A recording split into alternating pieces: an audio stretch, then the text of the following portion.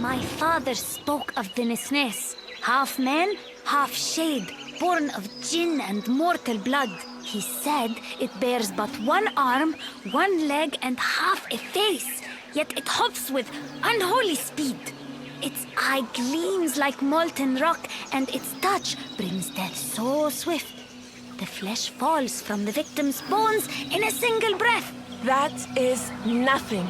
A merchant from Baghdad once told me of the Shad Haffar. He said it roams the lands of Rome with a single horn of wondrous design, hollow and branching into many pipes. When the wind sighs through those pipes, it plays a melody so sweet that beasts draw near. And when they come too close, the Shad Haffar tears them limb from limb and devours them whole.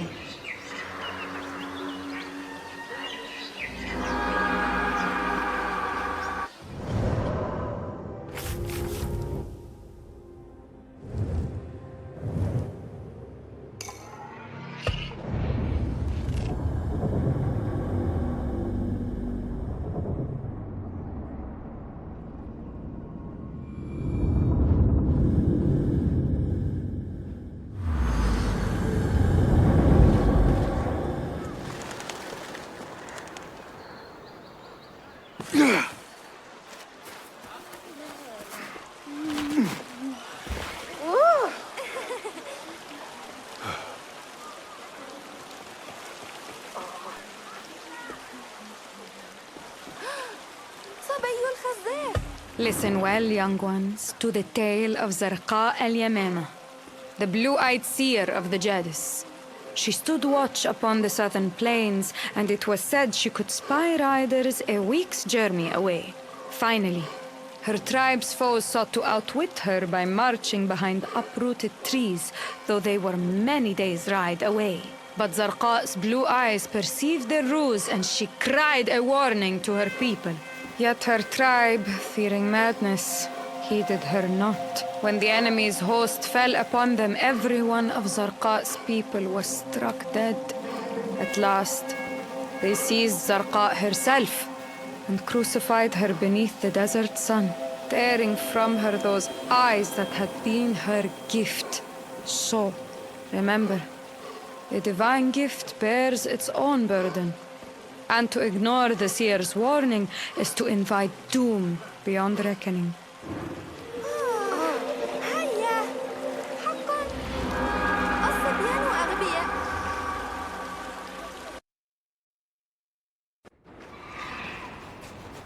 هل قرأت رسالة الفيلوقا في الفرق بين الروح والنفس؟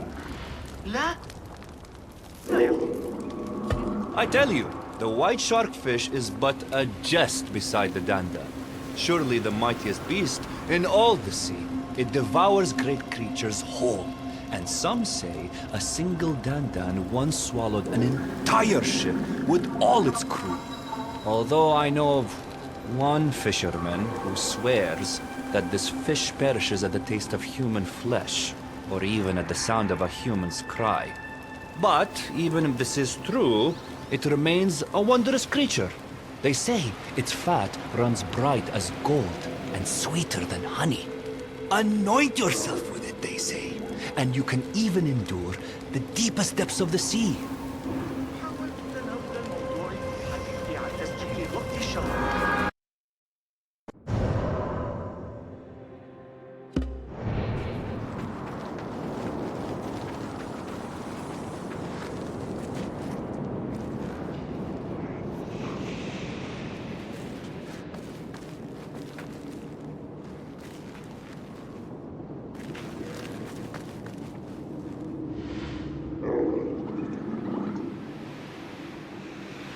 Now, of all the jinn, the Afrit are the most perilous.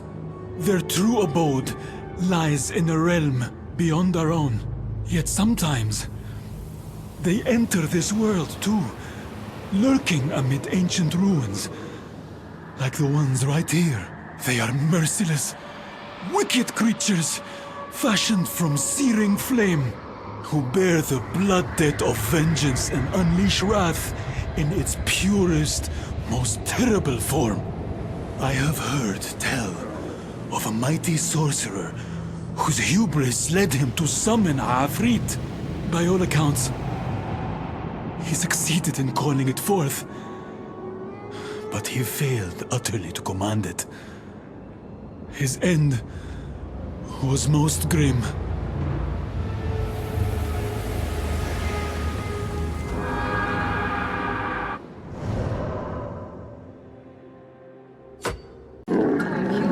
Ancient folk, those followers of false idols, has emerged. That is nothing, brothers. I have heard tell of a wondrous city, far to the south, called Obar by the desert folk. They say it was once a place of soaring pillars and date-filled gardens, richer than any oasis beneath the sun. Caravans that braved the surrounding desert spoke of gleaming palaces, of red-hued stone, and wells that never ran dry.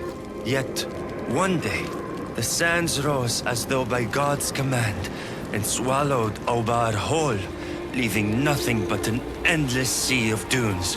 Some say her people drew down God's wrath by their pride. For this reason, no man who ventures there now finds trace of palace or pillar, only the empty sands.